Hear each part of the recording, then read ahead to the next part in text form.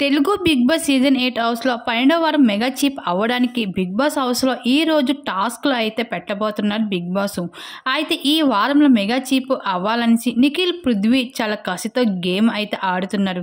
ఎందుకంటే ఈ వారం నామినేషన్‌లో నిఖిల్‌ని టార్గెట్ చేయడంతో నిఖిల్ గేమ్ చాలా చేంజ్ చేసుకొని ఈ వారం గేమ్ అయితే చాలా కసితో ఆడుతున్నాడు.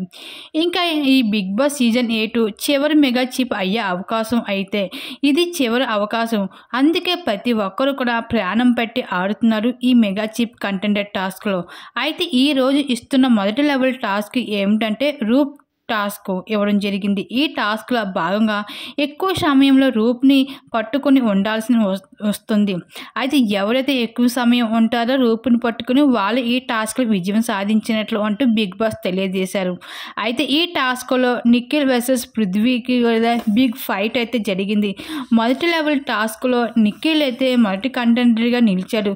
ఇంకా ఫైనల్గా అయితే బిగ్ బాస్ హౌస్లో అయితే పృథ్వీ కానీ లేకపోతే నిఖిల్ కానీ వీరిద్దరిలో ఎవరో ఒకరు అయితే మెగా చీఫ్ అవ్వడం జరుగుతుంది ఈ వారం.